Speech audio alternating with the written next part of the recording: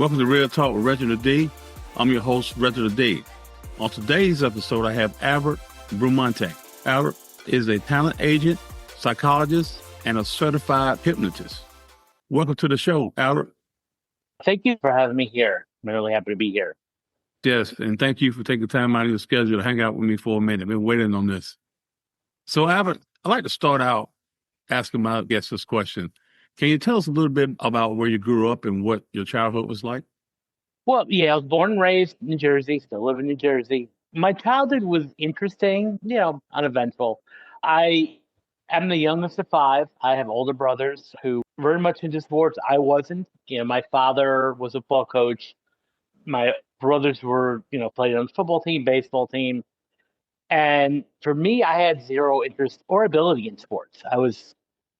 Don't know what, really what happened. And of course, my parents, my father, my brothers, naturally being another male, thought, okay, let's suit him up. Let's put him out and give him a ball and a helmet or a bat. And zero. I couldn't. I could care less. It was not for me. I couldn't do it. And at first I thought it was, let's toughen this kid up. And this wasn't for me, but I loved reading books. And so I was kind of like the outlier in my family to some level because I was the type of kid that was just different. Like, again, everybody was sports and, hanging out and, athletic endeavors. Me, I loved to read. Nobody else did in my family. So at least on my father's side, my mom was a teacher, school teacher. Yeah, and I think between the combination between my brothers and father being a coach and my mom being a school teacher, led me down to be like an educator now as an adult. It was kind of like in my blood.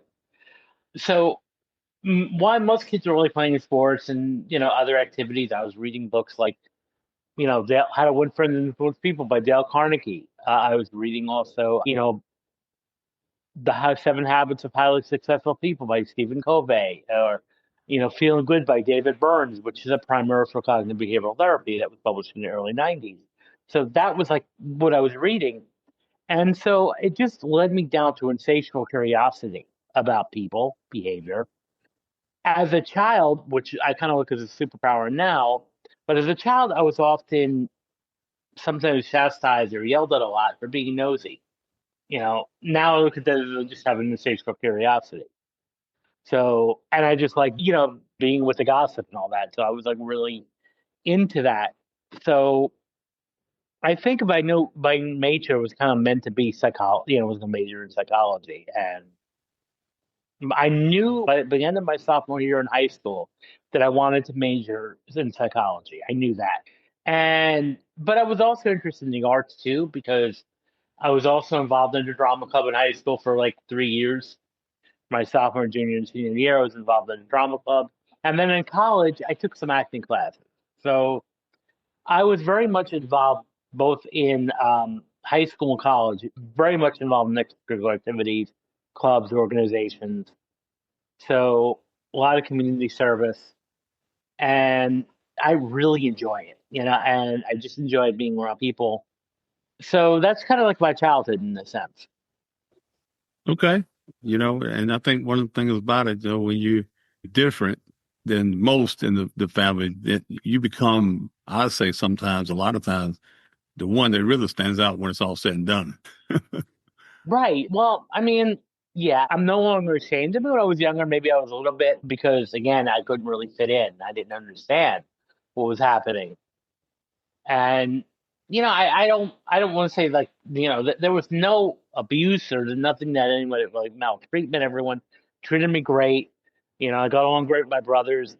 I don't think they really knew how to hang out with me. And I didn't know really how to hang out with them either. So it was like a mutual thing that was a bit awkward on both our parts. Right. So, Albert, you're a rare bleed of talent agent, psychologist, and a certified hypnotist. What inspired you to merge these worlds, and how did that fusion begin changing the way you work with performers? Well, okay, so I kind of, I was involved, like I said, that drama club in high school and took some acting classes in college as electives. I was interested in creative arts, but I was still really determined to be a clinical psychologist. I was a research guy, really much of a thinker, didn't watch too much TV. I found myself, when I finished my master's degree, which I did at Seton Hall University in New Jersey, I found myself, luckily, but luck's chance, I landed an internship at a New York City talk show. It was a very unconventional internship. And that got me my first professional experience in show business. And what happened there was that experience spurred other opportunities. So after I graduated with a master's degree, fortunately, I say fortunately, unfortunately, 9/11 had happened. So, and that was a major, worldwide tragedy, especially in New York. So I started doing a lot of volunteer work, and I started doing like crisis intervention and counseling work. And I started working with actors, and I started working alongside of actors, and kind of brought back my college and high school days where I was like, well, let me try this acting thing. And like most people who work, with actors, either as an agent or some type of coach, we started off as actors. And I did that. That's how I started off. I started off as an actor. And it wasn't for me, the job or the lifestyle, the skill. But what I enjoy doing is working with actors. But I still love psychology. And at the same time, I was hired to start teaching part time in a community college in New Jersey. And this is in 2003. And this is kind of when I started fading out a little bit of the acting side. I wasn't too sure whether I wanted to do this anymore, an actor, but I wanted to still stay in this world because I loved working with actors. And so that's where I kind of began in that aspect. And I found myself after doing some soul searching of not like, okay, not I don't want to be an actor, but I want to work with actors. So I did a little casting, I did a lot of film festival work, some little production work. But then it led me to I still kept coming around like I love actors. I don't know what's about it. I just love actors. So 2004, I started my first company to kind of represent, be an advocate for actors. Didn't know where this was going to go. And then during this time, as I was teaching and building my agency, I said, let me go back to school, add more things to my plate. But I always wanted to have a PhD. And if I wanted a full time position in teaching, or if I wanted to have a full time career as a psychologist, I needed to have a PhD. And I wasn't too sure whether this talent agency thing was going to take off. So I was like, okay, let me go back for a PhD. And so that's what I did. One thing I noticed through all of this, there was a lot of actors that were self sabotaging and shooting themselves in the foot. And when it came time to pick a topic for our thesis or just a doctoral dissertation, the light bulb went off and it said, okay, well, the idea was to solve a real world problem. And for me, that real world problem is why are these actors self sabotaging? And so that's what I spent my doctoral thesis or dissertation in. It was self defeating behavior in performing artists. And so that's sort of how that happened. And that was really my first indication that I'm blending both worlds now, the talent agency with my psychological studies. That started happening. And then finally, through all of this, as I was wrapping up my PhD studies, my coursework, what I realized was I didn't really want to be a clinical psychologist anymore. I was more interested in this, self-defeating behavior, imposter syndrome, mindset work. So I wanted to really just graduate in time because in order to get a clinical psychology degree, I had to do a 750-hour practicum and then a 2,000-hour internship on top of that. And I was teaching and building a company. There was no way that I was going to be able to do that in time. So I kind of made the decision. I'm like, look, what's the best way just to get, a general PhD in psychology with maybe a research and education track and, come my law. So I just had to take like 2 or 3 extra classes and then just complete my dissertation. So that's what I did. Now the hypnotism and NLP came in because during this time, I became very interested in the field. So I briefly studied it a little bit when I was in grad school, and I liked it because I like solution focused therapy approaches, which is more where that falls under. So I was like, okay, well, if I'm not going to be a clinical psychologist, let me at least study, hypnosis and NLP. That'll kind of bring, everything together full circle. So, I mean, that's how that started in a sense, like all worlds kind of started blending together. And really, it's all about helping, actors or anybody, any performers in general, get out of their own way and really, like be the person or performer that they're really meant to be. Right. And so that's really the type of work that I do.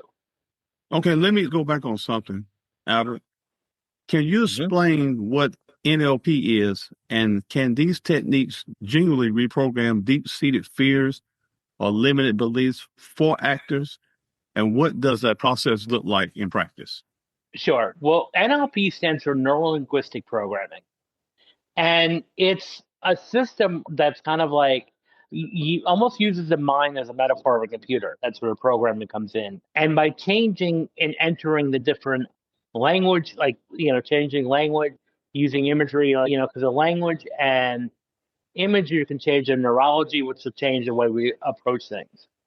So, how does this act? Well, it really works to improve the limiting beliefs in a sense by reframing them and eventually changing them. So very often we develop limiting beliefs because of our childhood, or maybe sometimes we carry baggage from our childhood.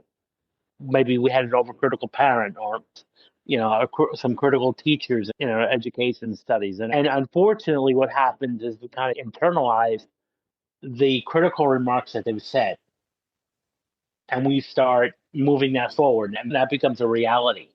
Well, the teacher said this, or our parents said this, well, I must not be. And so therefore you start to carry this belief either that you're not good enough, or that you're not talented enough, or not worthy enough.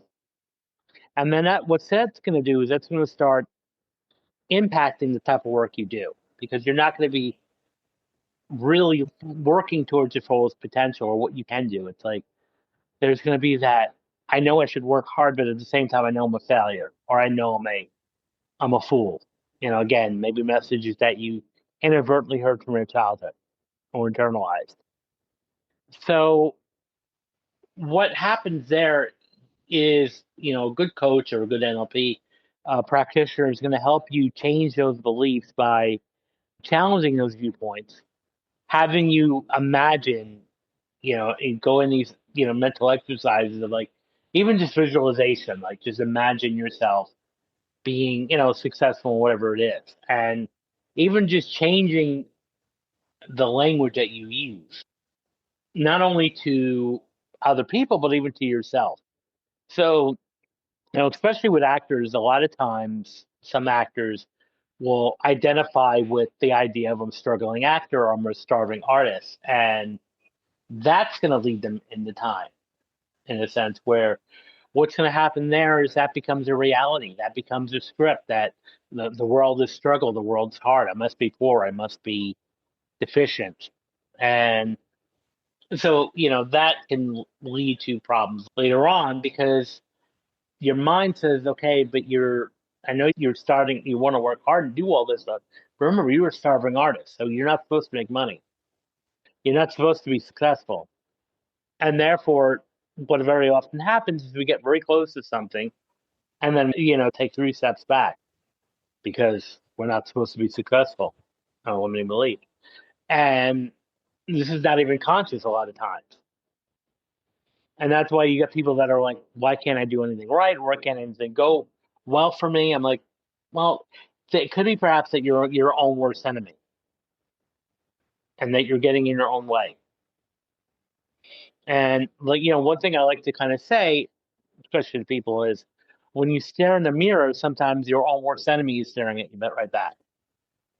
It's not other people, it's you. Right. That's gonna be your arch nemesis. Right. So you often reference personality frameworks like the big five traits.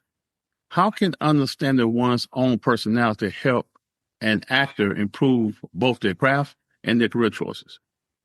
Yeah, absolutely. Well, the big five I felt is really a great model just to understand ourselves and optimize our personality.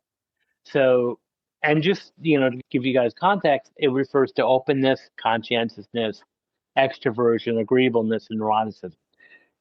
Think of the word ocean, kind of like the word ocean. Each letter of the word ocean signifies one of the five traits in the big five. So the first one is openness. And what that refers to is like, being open minded. And especially to be a creative, that's what creativity is.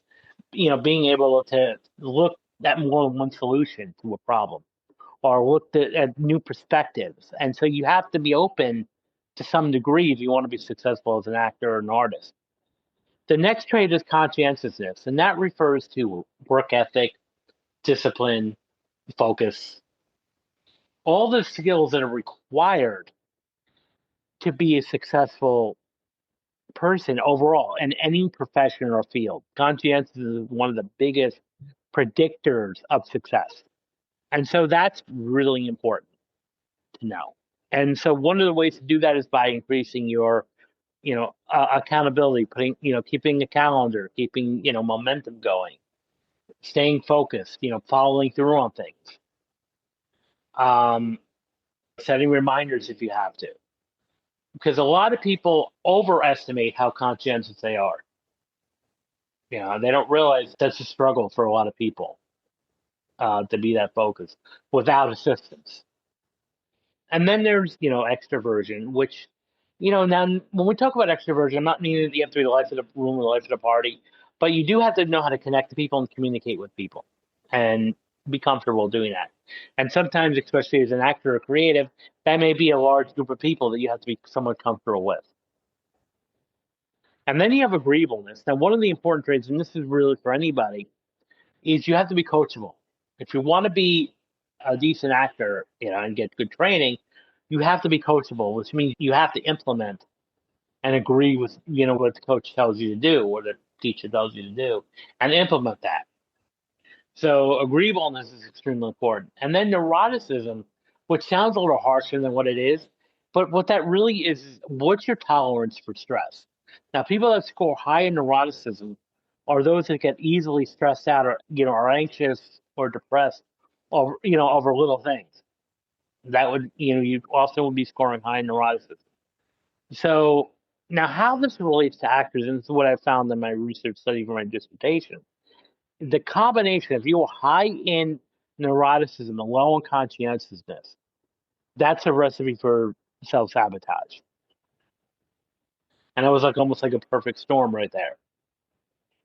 So what do we need to do? First, we need to kind of lower the temperature, develop skills, develop like self-calming skills, self-soothing skills, but also at the same time teaching business skills, teaching, have a better business sense.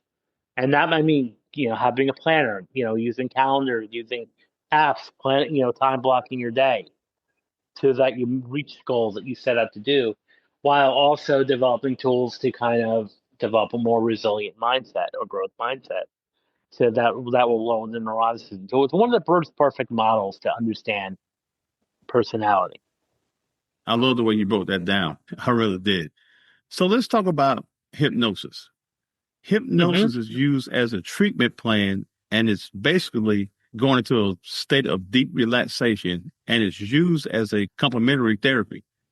Can you tell me the benefits and if there are any risks to that?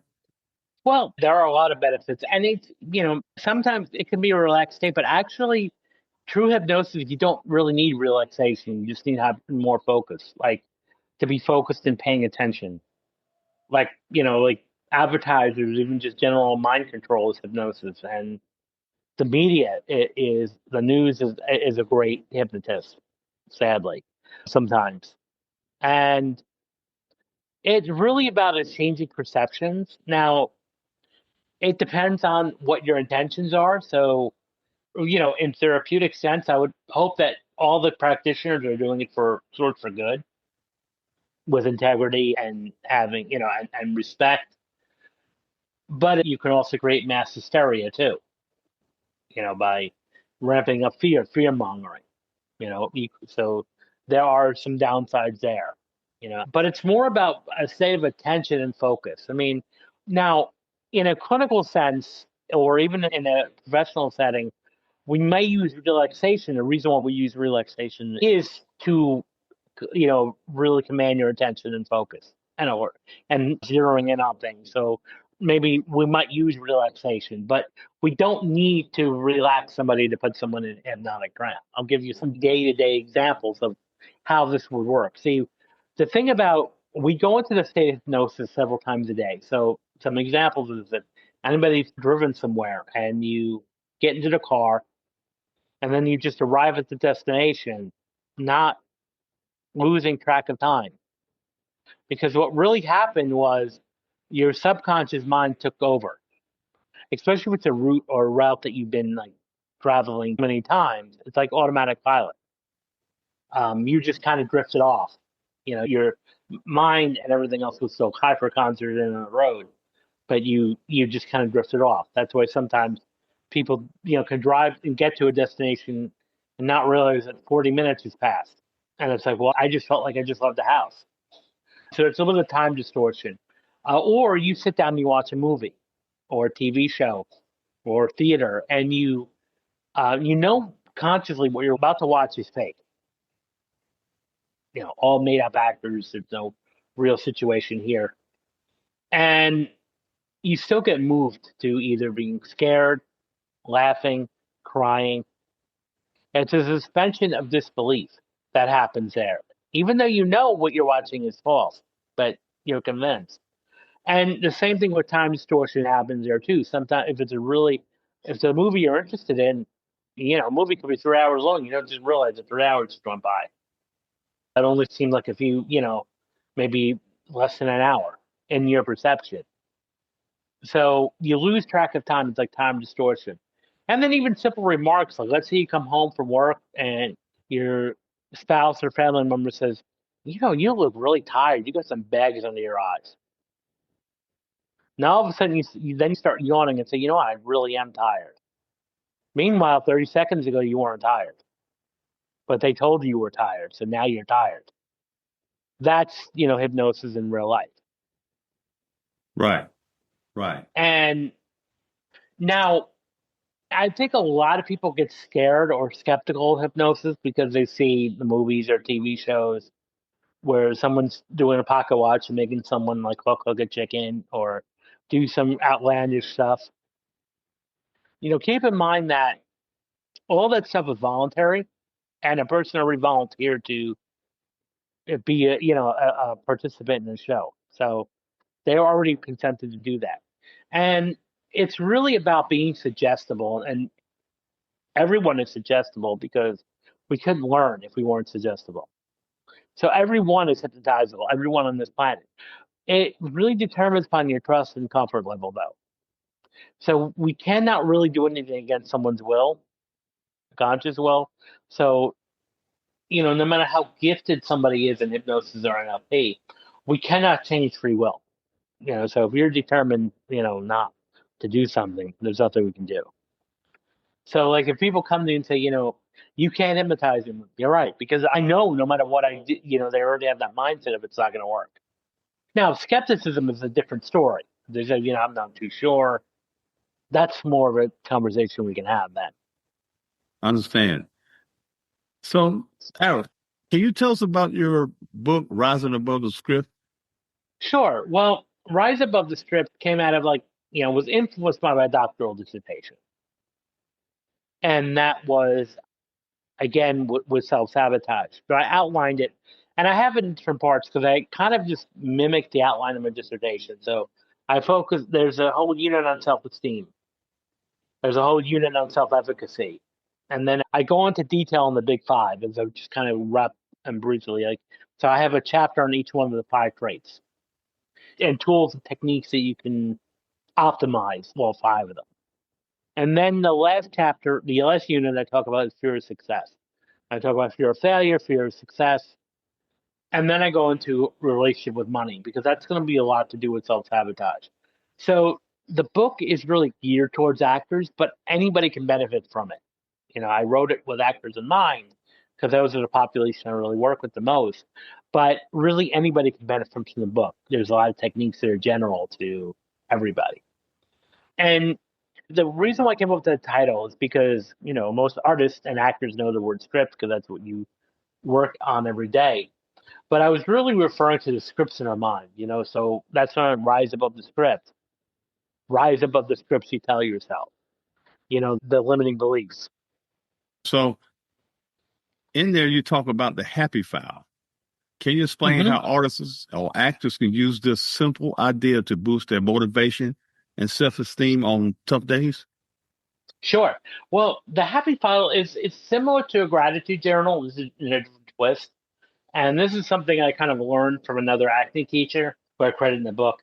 So the happy file is you take a list of everything you do, everything that's good that's happened to you. It could be as an actor, you got good review on your performance. You get a call back from an audition.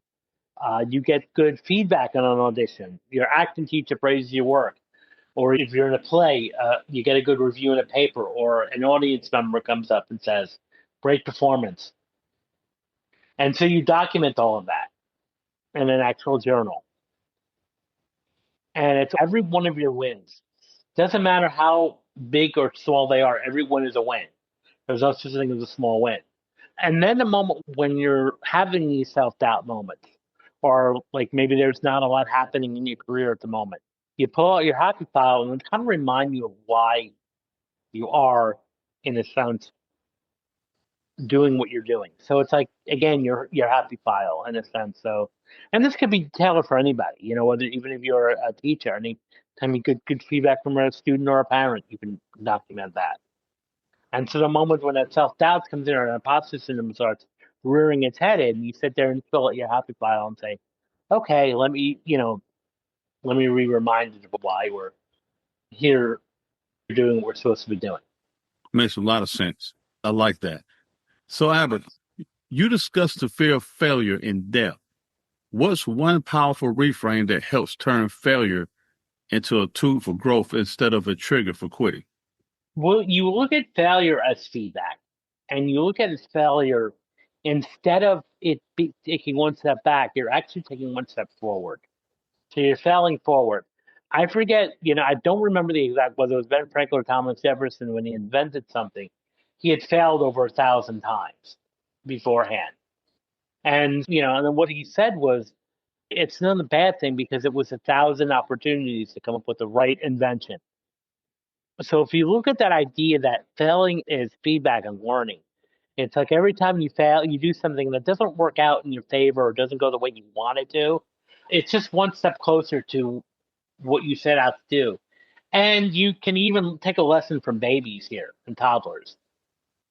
So if you've been around babies and toddlers and learning to walk, for instance, that's a very challenging task if you think about it. For motor control, the coordination to be able to stand up and for the first time and then take steps on your own requires a lot of coordination and balance. And the baby's body is developing. So very often they will fall down several hundred times. But when they do, they get right back up again. And eventually, we all walk flawlessly now. So why can't we learn the tenacity from babies and apply that to every aspect of our life by saying, okay, we fell down, situation didn't go our way. We just get back up and do it again. And we tweak what we need to do so that, we'll eventually get that close because, all babies learn to walk. And that's life. Yeah. That's life in general. I tell you. hmm I tell you. So, Albert, what are a couple of your favorite daily psychological exercises for building unshakable confidence before an audition or performance? Visualization, I would say, is very powerful. So, and you could do this several times, not just one time, but just like close your eyes and just visualize, put the scene in front of you. Like you're about to give that audition, you're about to give that monologue or that scene or that presentation, and imagine the group in front of you. And really, not only just imagine the group, but imagine them hanging on to every word you're saying. They're applauding you. You're feeling great. And then what I'll do is I'll anchor the feeling in there, that feeling greatness, from like head to toe. And you do that several times before, an audition, so that instead of being nervous, you're now excited for that interview or for that audition. Got it. So finally, Albert, how can people follow you or purchase your book? Well, you can purchase the book on Amazon, and it's available as a Kindle or paperback or audiobook. So if you want Audible or Spotify, you can get the book that way, where all major audiobooks are sold. So I would definitely encourage you to check that out. You can follow me on socials. I'm on Instagram and LinkedIn, and I'd be happy to connect with you and have a conversation. Absolutely. Albert Bramante, thank you so much, man. I really enjoyed it today. Thank you again, Reginald, for having me on here. Absolutely. Thanks for tuning in to Real Talk with Reginald D. If you enjoy listening to Real Talk with Reginald D, please rate and review on Apple Podcasts. See you next time.